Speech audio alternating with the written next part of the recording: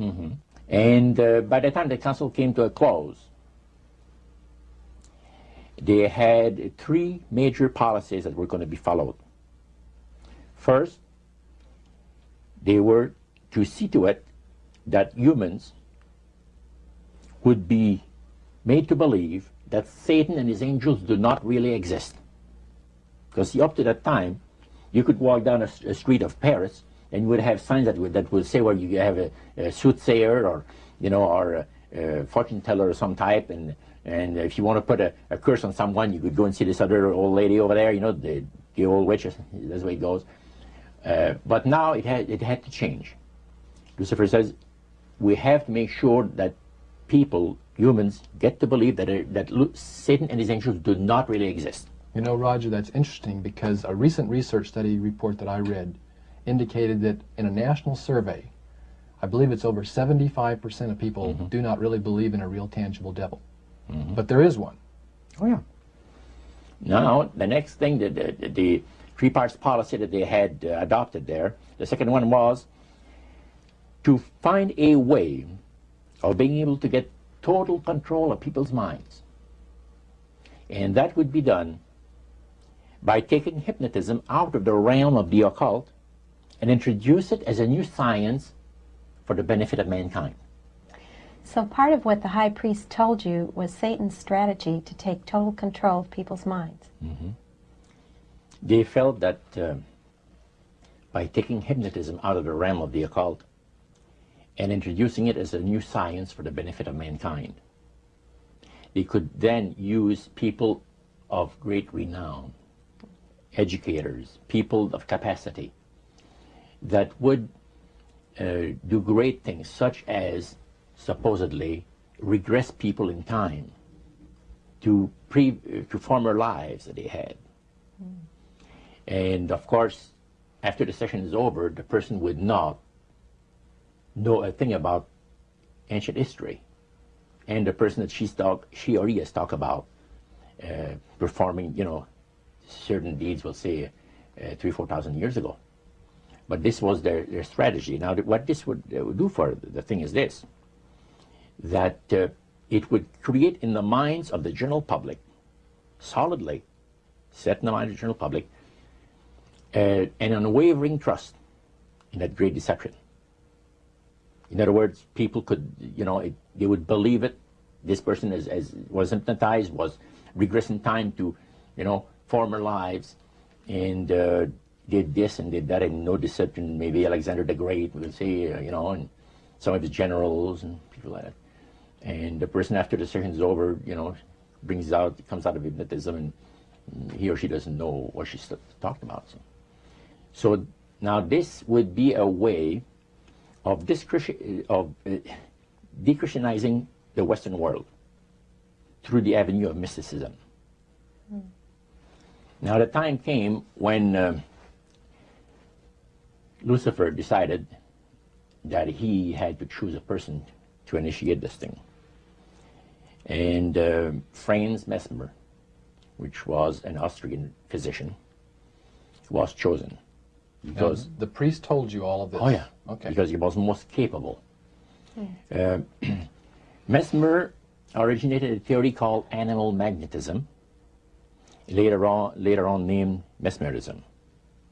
Mesmer was led by the spirits to believe, and this is what the priest said, was led by the spirits to believe that certain persons have a magnetic influence within themselves, so to speak, that would cause them to have great power over other persons, even to the point of placing them into a trance. And at that time, that was readily accepted by people in general, at the time that Mesmer lived. So people realized, some people got a capacity to put you into a trance. That's the way. Now, by the time that he died,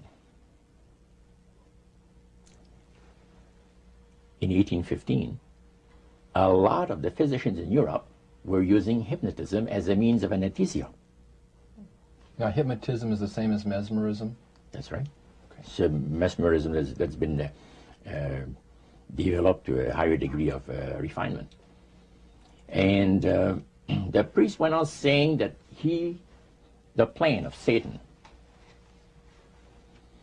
to deceive the human family this way, he says, is the most intriguing thing to his mind. And he went on saying how it was going to be brought about. He said that a fellow by the name of Darwin and another fellow by the name of Thomas Henry Huxley would be used by the spirits because in their childhood they had been hypnotized by medical doctors. And they figured that they would be real good subjects to lead the people into this belief that they had, that Satan wanted to bring into people's lives. Now, what were those 3 points again, Roger? The 3 things were, number 1, that they did not want Satan did not want the human family to think that he or his angels existed. Right. The second point that you made had to do with taking control of people's minds. That's right. The third point was what? Was to destroy the Bible without burning it. Okay. See? And what was his strategy on that? On that, it was very interesting. Because after the Great General Council, it was decided that Satan would tutor Charles Darwin personally in setting up the principles of his theories of evolution. He was tutored by Lucifer himself, the fallen Lucifer. And at that time, it was understood, Satan and his spirit counselors understood, that if a person was led to believe in the theory of evolution, it would, in his life, destroy completely the creation week of the Bible, the fall of man, and the plan of redemption. It would do away with it. In one fell swoop. Yeah. Now, he made a unique statement.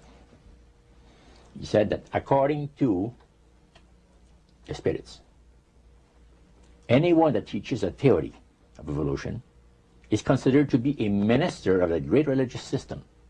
See, they call it the religious system, the theory of evolution, because it is a system of schooling people and getting them to disqualify themselves from being members of Christ's kingdom.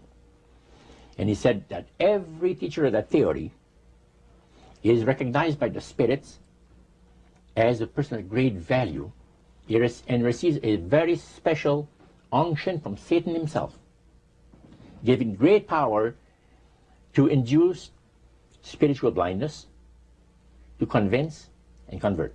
3 capacities are given to those teachers of the theory. Then, that's not all.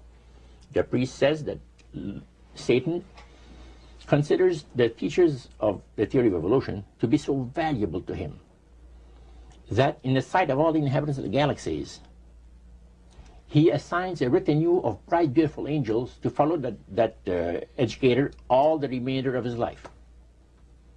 And that in the sight of the inhabitants of the galaxies is the greatest honor that he can bestow upon his workers, upon mankind, and to, until the controversy is finished. That was quite enlightening.